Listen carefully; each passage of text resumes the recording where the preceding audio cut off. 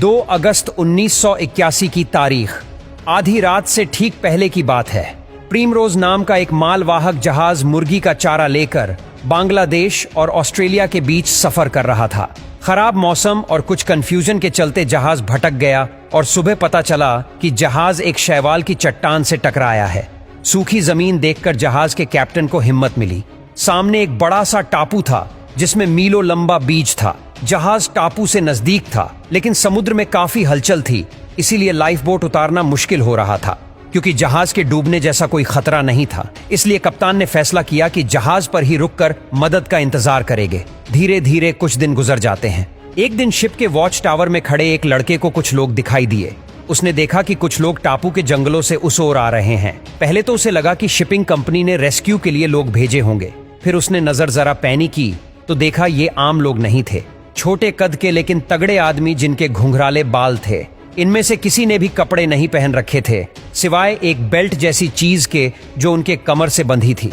साथ ही इन लोगों ने भाले और धनुष तीर पकड़ रखे थे जिन्हें वो हवा में लहरा रहे थे।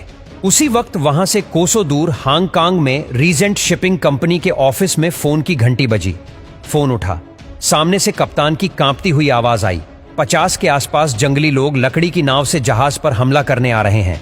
शाम तक ये शिप पर चढ़ जाएंगे, कोई नहीं बचेगा। जल्दी हेलीकॉप्टर भेजकर हथियार गिराओ। इस बातचीत से ऐसा लग रहा था मानो 18वीं सदी का कोल 20वीं सदी को आ गया हो। लेकिन इसका कारण भी था। जिस टापू के किनारे प्रिमरोज रुका था, उस टापू पर सदियां कभी बीती ही नहीं थी। फिलहाल ये कोल आते ही कंपनी ऑफिस में हंगामा मच गया। बात हांगकांग सरकार तक पहुंची। एक सरकारी प्रवक्ता ने कहा, लगता है प्रिमरोज का कप्तान पागल हो गया है। अगले दिन प्रेस में खबर छपी कि इस द्वीप के लोग आदमखोर हैं जो इंसान को मारकर खा जाते हैं। इधर शिप पर हालत खराब थी। एक फ्लेयर गन, कुछ पाइप, जिसको जो मिला पकड़ कर ले आया। इनका इस्तेमाल कर 24 घंटे तक ये लोग खुद की रक्षा करते रहे। टापू के लोग शिप पर तीर चला रहे थे, लेकिन तेज हवा के चलते तीर जहाज तक नहीं पहुंचे। ऊपर से शिप की ऊंचाई के चलते कोई छड़ भी नहीं पाया। एक हफ्ते बाद इंडियन नेवी का हेलीकॉप्टर रेस्क्यू के लिए पहुंचा।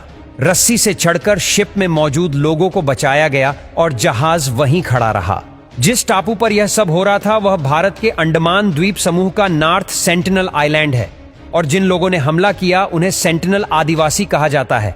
भारत का यह वो इलाका है जिसका 60,000 सालों से सभ्यता से पाला नहीं पड़ा है। यहाँ ना कोई जा सकता है, ना इन लोगों से मिल सकता है। यह लोग आग जलाना नहीं जानते, बल्कि बिजली गिरने पर चिंगारी को संभाल कर रखते हैं और उसी से काम चलाते हैं।